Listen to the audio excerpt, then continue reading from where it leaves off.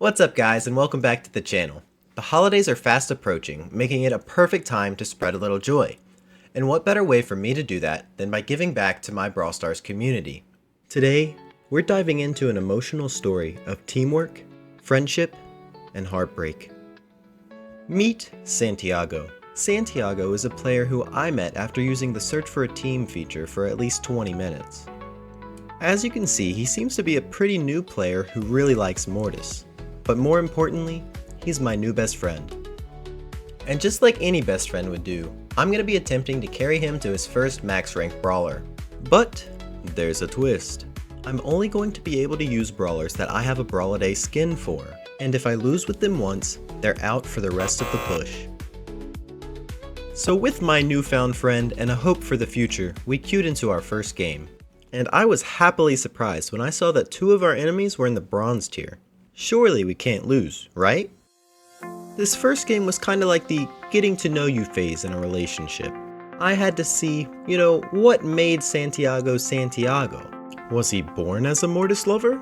Or was he raised to be one? One thing I learned about Santiago this game is that he really likes to try and score. Even if it means walking directly into a Daryl and a Mortis. But no need to fear, because me and Rico did what any good friends would do, and we avenged his death and scored the first goal. At the beginning of the next round, Santiago tries a new intimidation tactic by using a super from a distance. This forces the enemies to go into panic mode as Santiago hypercharges and tears them apart one by one. Feeling good after his team wipe, he then tries to walk the ball in the goal again. And unfortunately, after the sudden turn of events, Mike gets this really nice super and shot into the goal. But I'm not scared at all, because I know that my new friend Santiago and I are not going to lose this game. With that devastating loss in overtime, that meant that I could no longer use Red Nose Nita throughout the rest of the push. But I wasn't going to let that get me down, as I selected one of my favorite Brawl-A-Day skins, Logmas Spike, for the next game. When I saw two throwers on the other team this game, I knew Santiago was going to be able to cook. Or so I thought. A lot of this game consisted of us running in and dying. But hey, at least we were having fun while we were doing it.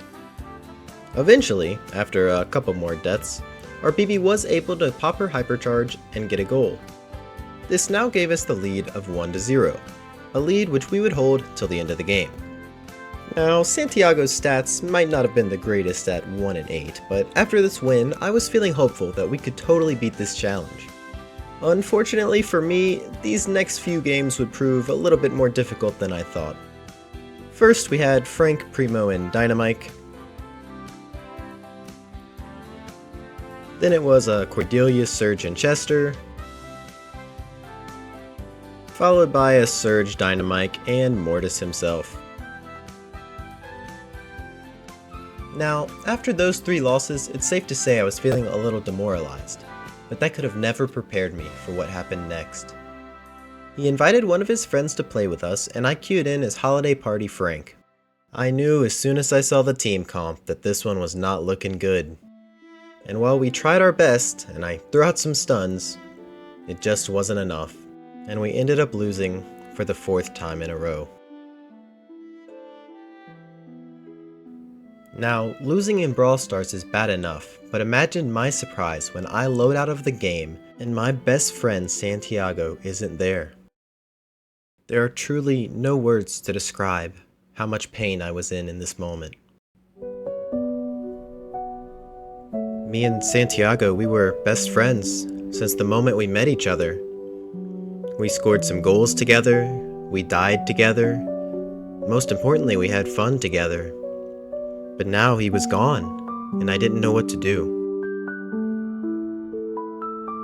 But then, I got a glimmer of hope when my friend Toshi joined me. Toshi is one of my oldest friends in Brawl, but he hasn't played as much in recent years, which means he didn't have any max ranks yet. So I asked him if he would be down to play, and he said yes. So we queued into a game to see how we could do. At this point, I wasn't completely sure how it was going to go, but I was excited to be able to play with one of my old friends. Toshi was one of the first people to befriend me in Brawl. He even invited me into his Discord community and we used to play Power Play together. I could already tell that these games were going much more smoothly and we should have a better time.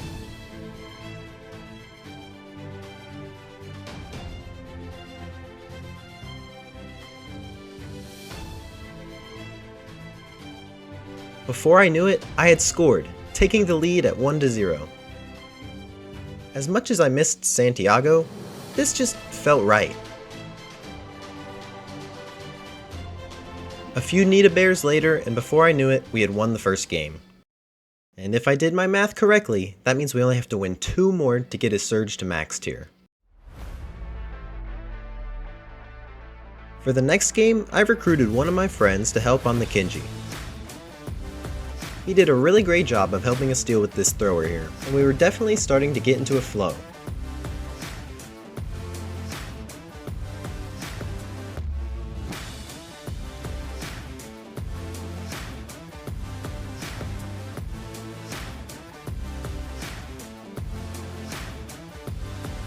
Toshi manages to get the first goal, and I can already tell the rest of this game should be pretty easy.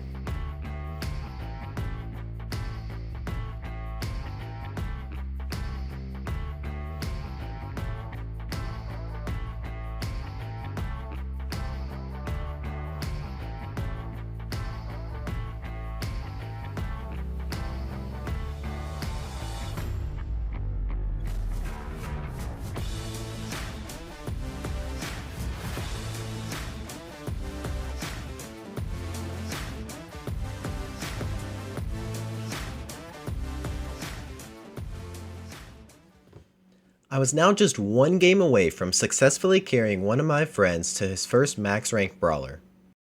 All we had to do is win this one last game.